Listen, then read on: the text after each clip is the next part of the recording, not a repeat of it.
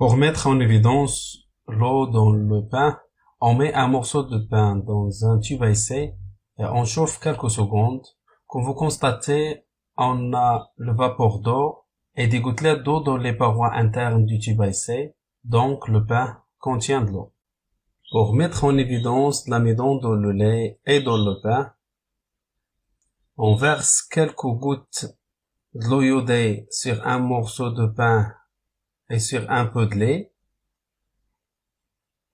La première expérience à gauche nous donne une tache bleu-violet, donc la présence de l'amidon dans le pain.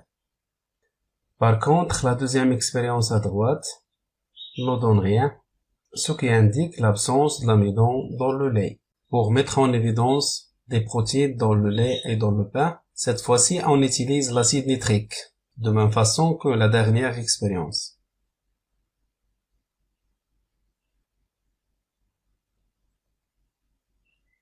Comme vous constatez, il y a une coloration jaune dans les deux expériences, donc le pain et le lait contiennent des protéines. Maintenant, on va mettre en évidence des sels de chlorure dans le lait et dans le pain. Pour cela, on utilise le filtrate de lait et le filtrate de pain, car les sels minéraux sont solubles dans l'eau.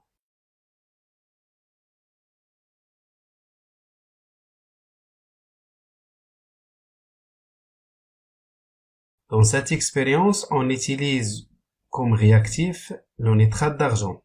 Le résultat devant vous est une coloration blanche. Au bout de quelques minutes, devient un précipité blanc noircissant sous la lumière. Donc, la présence des sels de chlorure dans le lait et dans le pain. On va examiner le filtrat de lait et le filtrat de pain pour chercher les sels de calcium.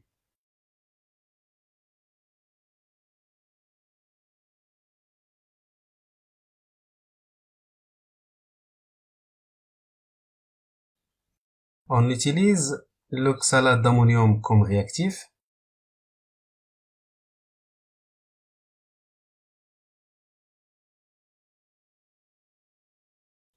Le résultat est une coloration blanchâtre qui donne par la suite un précipité blanc qui ne se noircit pas dans la lumière.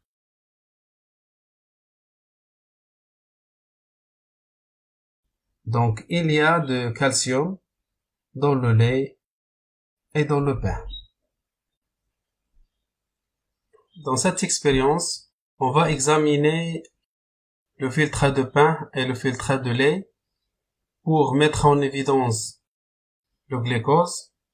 Le glucose est un sucre simple. On utilise le liqueur de Fehling comme réactif. On ajoute quelques gouttes de liqueur de Fehling au tube à essai qui contient le filtrat du pain et le filtrat de lait. On chauffe le mélange, c'est-à-dire le filtrat de pain et le liqueur de Fehling. Comme vous voyez, on constate il y a une coloration rouge brique qui devient par la suite un précipité rouge brique, d'où la présence de glucose dans le pain. Et on répète la même procédure, c'est-à-dire la même expérience pour le filtrat de lait et de liqueur de Fehling. Comme vous constatez, il n'y a pas de coloration rouge brique, c'est-à-dire il n'y a pas de glucose dans le lait. En résumé, le lait et le pain contiennent plusieurs aliments simples, comme les protéines, les sels minéraux, les sucres, et ainsi de suite. Le pain et le lait, ce sont donc des aliments complexes. Voilà donc, ma vidéo touche à sa fin. Merci.